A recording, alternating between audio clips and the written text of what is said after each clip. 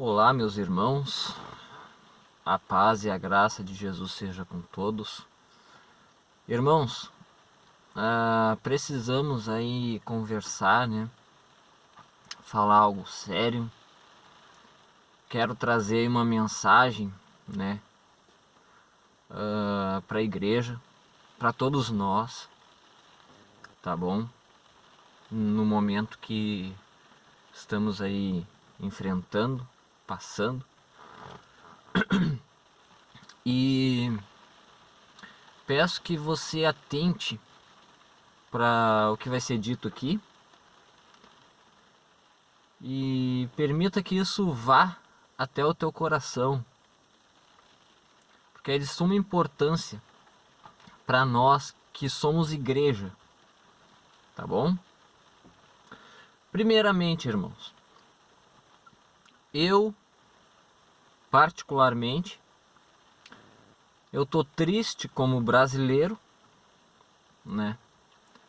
Triste aí pelo que fizeram com a democracia, com a moral, com a justiça, né? O exemplo que está sendo dado às outras nações.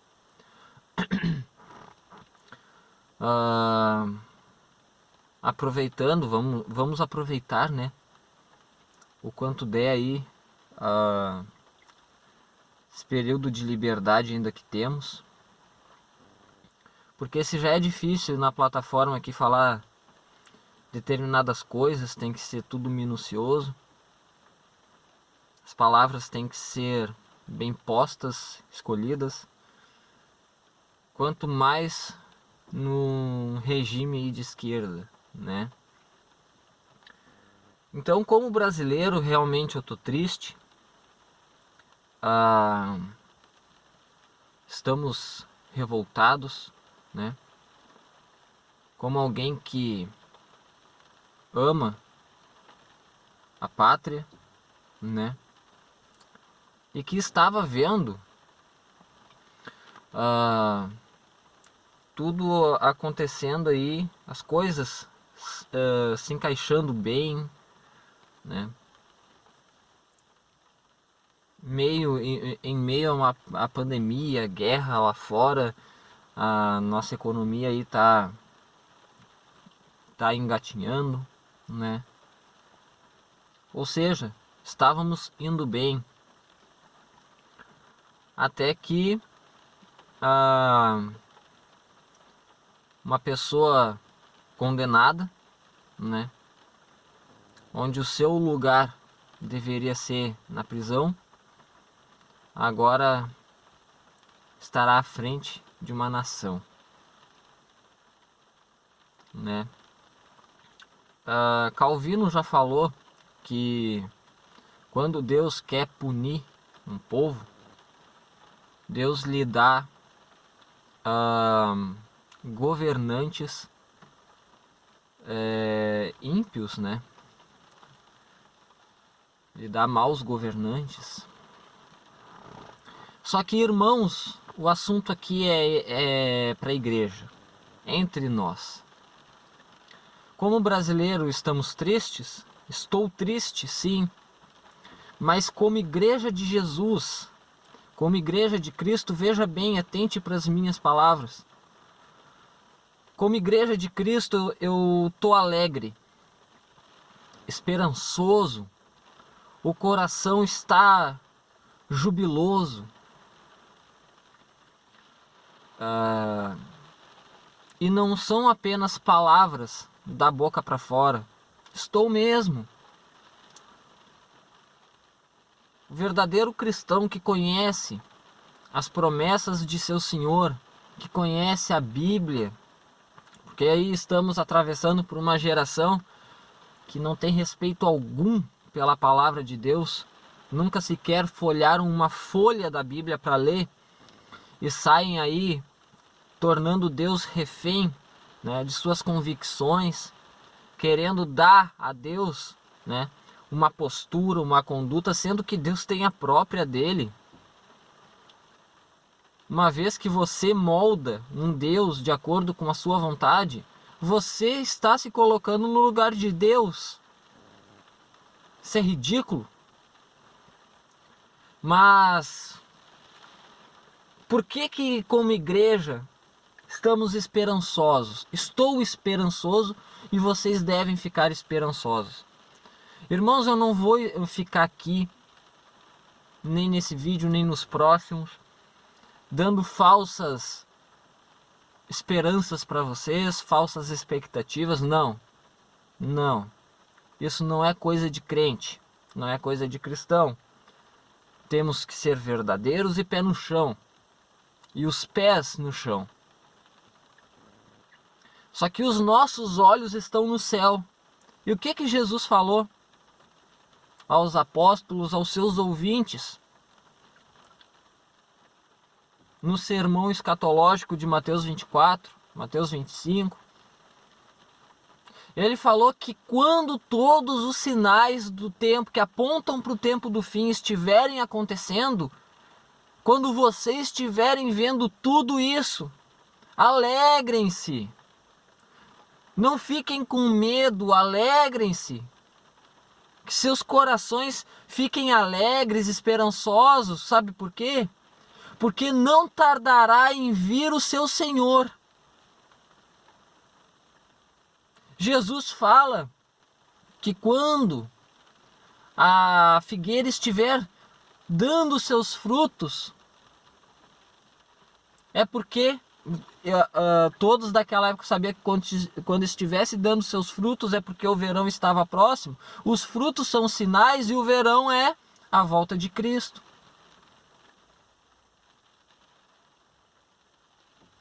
E como sabemos, como vemos, eu vou deixar aqui no primeiro comentário fixado. Veja, preste atenção. No primeiro comentário fixado por mim, eu vou deixar um link de um vídeo que eu fiz uma exegese muito rápida e muito básica de Mateus 24. Em um vídeo um pouco antigo, tá? Porque naquela época em que fiz aquele vídeo, já estávamos vendo já os sinais ocorrendo, acontecendo. Os sinais se intensificaram do final de 2019 para cá. Irmãos, não sei se vocês têm visto, acompanhado em redes sociais, muitas pessoas, inclusive pessoas de outros países, vindo para o Brasil, que tiveram revelações em suas igrejas, revelações verdadeiras, não que nem nessa época de eleição aí da presidencial do nosso país, que pipocaram falsos profetas com suas falsas profecias, que até eu postei em uma das minhas redes sociais. Eu coloquei que se a gente estivesse vivendo no Antigo Testamento, iriam faltar pedras para uma quantidade tão grande de falsos profetas. Por isso que temos que ter o conhecimento da palavra, os pés no chão. Porque somente assim seremos conduzidos pelo Espírito Santo e não sermos enganados pelo inimigo. Pelo inimigo de nossas almas. Veja bem, muitos profecias falando do grande último avivamento, do grande avivamento do tempo do fim, que vai acontecer vai acontecer um grande avivamento, vai ser testemunhado uma das últimas vezes para o mundo sobre o poder de Cristo e o Evangelho. Vai ser pregado com muito poder o Evangelho. Você compreende?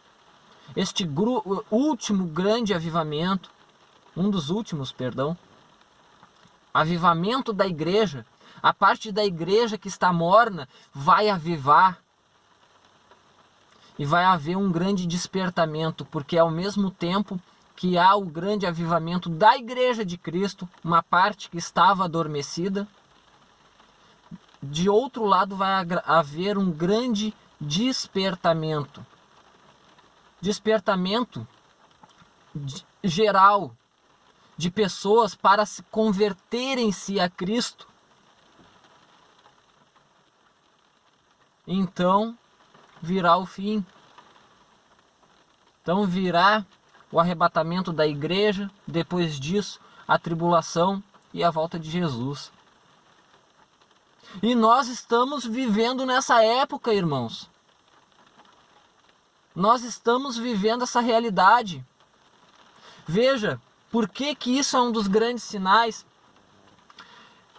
Agora mais do que nunca, eu vou trazer aqui para o canal, já vem um tempo aí eu prometendo os vídeos de estudos, né, escatológicos aí, do tempo do fim, de profecias do tempo do fim, estudar o tempo do fim, e nós vamos fazer isso pela graça de Cristo. Eu vou trazer aqui para o nosso canal, vou ministrar um tipo de um cursinho aqui para vocês, porque é época de nos prepararmos como igreja. Então, irmãos, quando o anticristo vier, ao longo do estudo das escrituras, do que fala do anticristo, intertestamentariamente, desde o Antigo Testamento até o Novo, tudo que podemos sistematizar do perfil do anticristo, quando o anticristo vier, quando haver ascensão do anticristo, ele se revelar, o mundo irá aceitá-lo.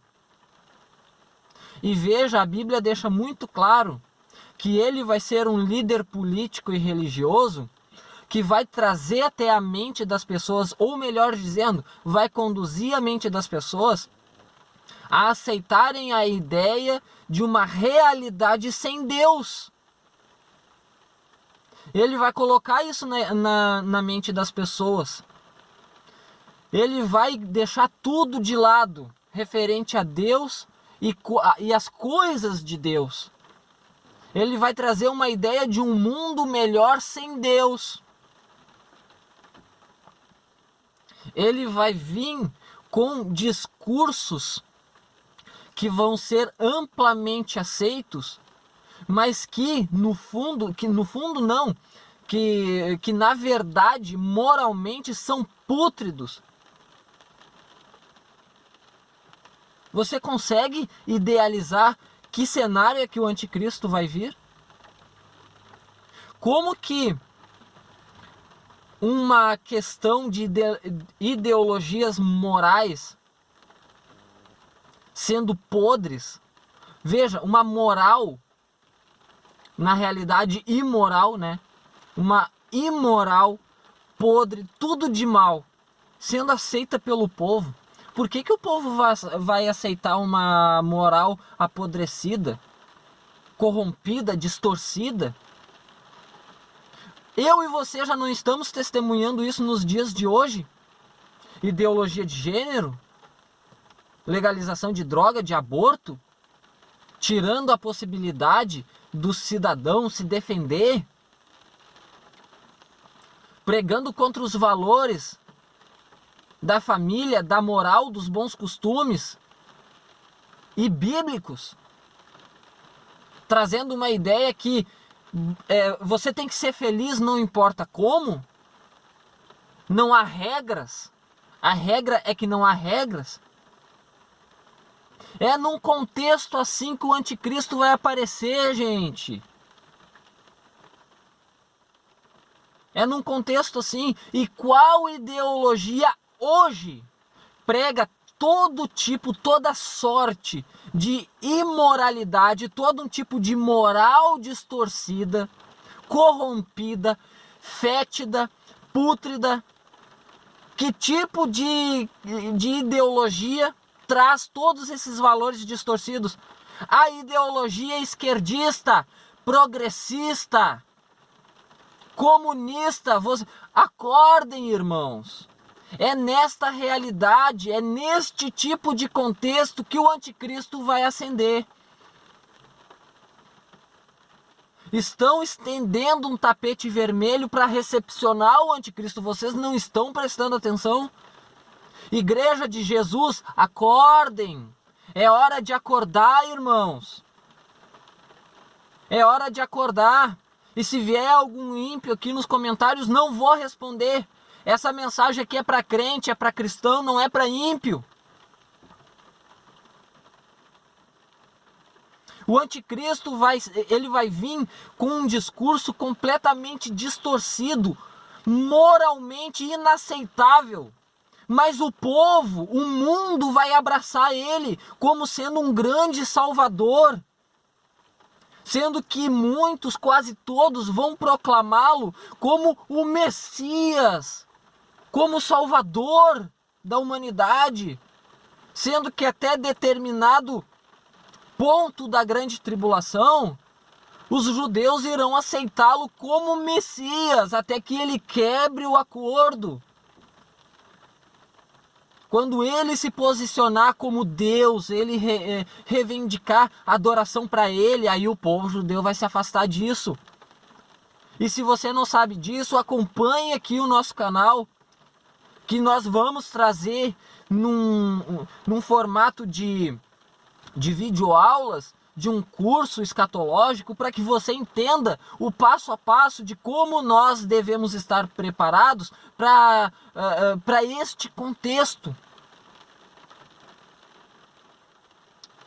Preparados para este contexto, para deixarmos semente na terra, porque a igreja vai ser arrebatada antes da grande tribulação. Mas não pensem, irmãos, que a situação vai ser fácil para a igreja até o momento do arrebatamento. Não! E preste atenção numa coisa. Muitos de nós da igreja, dos cristãos, ficamos tristes com o que aconteceu no Brasil aqui agora nas votações presidenciais, tá? Os valores invertidos, completamente invertidos. Muitos ficaram tristes por querer que o grande avivamento acontecesse em um contexto em que a igreja, em que nós cristãos estaríamos confortáveis. Estaríamos numa zona de conforto para pregar o evangelho. Num contexto em que estaríamos à vontade, com liberdade, aí então aconteceria o grande avivamento. Irmãos, procurem na história da igreja, desde o tempo de Cristo e antes mesmo da igreja, desde o tempo dos patriarcas, quando que os santos de Deus, ou depois de Cristo, quando que a igreja, em qual contexto histórico que a igreja passou por um grande avivamento, se não por meio ou em meio a tribulações, a perseguições. Sempre que houve um avivamento na igreja, sempre foi num contexto de perseguição e de tribulação. Então, se está sendo profetizado para nós, igreja, um avivamento, tem que ser em meio à perseguição. Mas não temam, irmãos. Jesus falou, não temam pelo dia de amanhã, não fiquem ansiosos pelo que haveis de comer, de beber ou vestir. Aí ele dá o exemplo que Deus veste uma planta, dá de comer a pássaros. Deus se preocupa com eles, quanto mais com vocês, homens de pequena fé. Irmãos, Deus está conosco. Jesus sempre se posicionou com a igreja no contexto de tribulação. Estamos em frente ao Mar Vermelho. Faraó vem vindo. Apenas com a abertura do mar nós poderemos escapar de Faraó. Confiem em Deus, irmãos. Não esmoreçam. E em meio à perseguição, mantenham-se fiéis a Deus, a Jesus Cristo. Porque melhor é aquilo que nos está reservado para toda a eternidade do que simplesmente essa vida passageira e cheia de angústias, perseguições e sofrimento aqui nessa terra, que foi entregue a Satanás. O meu e o teu objetivo, cristão de Deus, é a vida eterna. Então fiquem com essas palavras. Jesus abençoe a igreja e salve o Brasil. E mais uma vez, alegrem-se, irmãos, alegrem-se. Os sinais têm apertado, têm se intensificado, principalmente de 2019 para cá. Atentem, irmãos, não durmam, não adormeçam, pois a qualquer momento o teu e o meu Senhor poderá vir nos buscar. Poderemos ser a qualquer momento arrebatados. Então vigiem. Não sejam as virgens nécias, as loucas, sejam as prudentes. Mantenham as suas lâmpadas acesas e a reserva de azeite. Em nome de Jesus, fique com essa palavra. Cresçam, cresçam, irmãos, cresçam no conhecimento. Peguem a Bíblia, irmãos, estudem a palavra, peçam o Espírito Santo, peçam o avivamento. Senhor, manda-nos o avivamento. Aviva, Senhor, o mundo por meio do Brasil. O Brasil é o celeiro das nações. É por aqui que vai se levantar o movimento final, profético, escatológico, espiritual. Em nome de Jesus.